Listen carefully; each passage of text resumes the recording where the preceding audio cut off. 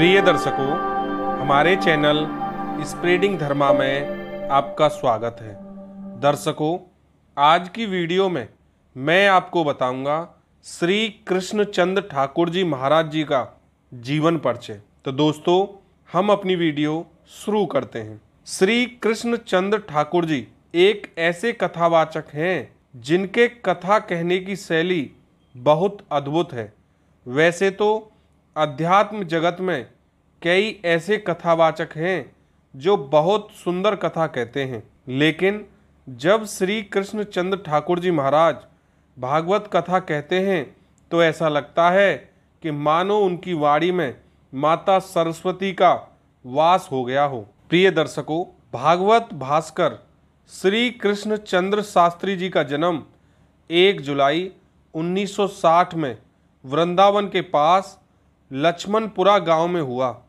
उनके पिताजी नाम राम शरण उपाध्याय और माता का नाम श्रीमती चंद्र देवी है। दर्शकों, अब हम जानते हैं श्री कृष्णचंद्र ठाकुर जी के परिवार के बारे में। ठाकुर जी के परिवार में उनकी पत्नी, 3 बालिका और 1 बालक है। महाराज जी के पुत्र का नाम श्री इंद्रेश जी महाराज है, जो श्री भागवत कथा करते हैं। ठाकुर जी के पूज्य दादाजी आयुर्वेदाचार्य थे और उनके ताऊ भी आयुर्वेदाचार्य के एक बड़े चिकित्सा अधिकारी थे।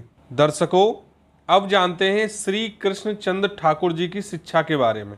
इनकी माताजी और इनके पिताजी दोनों ही धार्मिक प्रवृत्ति के थे और इन्हें बचपन में रामायण की कहानियां सुनाया करते थे, जिससे ठाकुर जी बचपन में ही भगवान के प्रति बहुत उत्साहित थे। भागवत जी के सरस प्रवक्ता ठाकुर जी बचपन से ही रामचरितमानस और भागवत को बहुत ही मनोयोग से सुना करते थे। इन्होंने अपनी प्रारंभिक शिक्षा श्री रामानुजाचार्य जी से प्राप्त की। साथ ही इन्होंने भागवत गीता, वाल्मीकि रामायण आदि पवित्र ग्रंथों का अध्ययन करके भी अपने आध्यात्मिक ज्ञान को प्रखर किया। श्री कृष्णचंद्र ठाकुर जी ने सन 1975 में 15 वर्ष की अल्प आयु में मुंबई में पहली बार भागवत कथा की। उनके कथा कहने की शैली बहुत ही अद्भुत थी। ठाकुर जी अब तक लगभग 1000 से ज़्यादा बार श्री राम कथा और श्री भागवत कथा का सरस प्रवाह कर चुके हैं। इनके गुरु पूज्य श्री रामानुजाचार्य जी के द्वारा इनको ठाकुर जी की उपाधि दी गई थी। इसके बाद समाज ने उनको एक नया नाम भागवत भास्कर दिया। ठाकुर जी की कथा भारत में ही नहीं अपितु विदेशों में भी सुनी जाती है। इन्होंने एक पुस्तक भी लिखी है जिसका नाम श्रीमद् भागवत कथाकार है, जिसमें श्रीमद् भागवत को आसान शब्दों में समझाया गया है। आइए दर्शकों, जानते हैं श्री कृष्णचंद्र ठाकुर जी का बचपन कैसा था। ठाकुर जी कहते हैं कि एक छोटे से गांव में उनका जन्म हुआ था और उस समय उनके परिवार में बहुत अच्छी सुविधाएं नहीं थीं, जिससे उनकी सबसे बड़ी बहन का विवाह एक अच्छे ब्राह्मण परिवार में नहीं हो सका। ठाकुर जी बहुत ही छोटी अवस्था में यह बात समझ गए कि उनके पिताजी की आर्थिक मदद के लिए कुछ न कुछ करना चाहिए। इसलिए भगवान की कृपा से गृह त्याग करके वह रास लीला में रोल करने लगे, जिससे उनकी आध्यात्मिक शिक्षा तो चल ही रही थी और साथ साथ कुछ धन भी मिल रहा था, जिससे वे अपने घर में सहयोग के तौर पर दिया करते थे। ठाकुर जी बताते हैं कि उनके पिताजी कहते थे कि वह वयस्क उम्र से पहले ही जिम्मेदारियों का भार उठाने का प्रयास करने लगे थे। ठाकुर जी के पिताजी की यह दिली इच्छा थी कि वे रास लीला में काम करके घर की आर्थिक रूप से मदद तो कर रहे हैं, लेकिन वह अपनी शिक्षा भी पूरी करें। ठाकुर जी की 3 बहनें और 3 भाई थे, जिसमें उनकी दोनों बहनों के विवाह की जिम्मेदारी भी बढ़ रही थी। लेकिन उनके पिताजी का कहना था सबसे पहले अपनी शिक्षा का कार्य पूरा करो।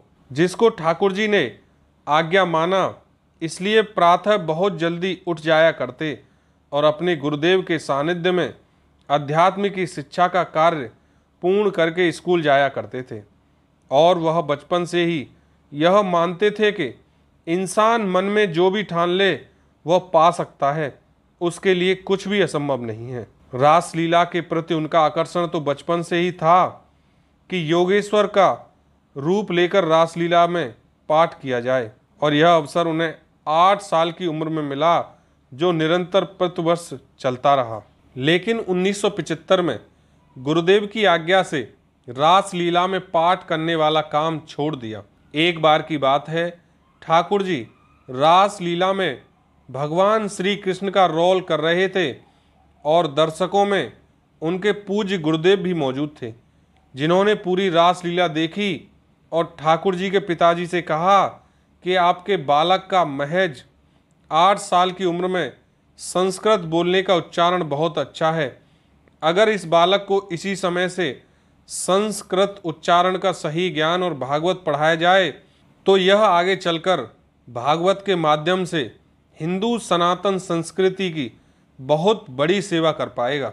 तब उनके पिताजी ने गुरुदेव की बात मानते हुए ठाकुर जी को वृंदावन में गुरुदेव के साथ आश्रम में रहने के लिए कहा, जहां ठाकुर जी के गुरु ने उन्हें अपने संरक्षण में व्याकरण का अध्ययन कराया।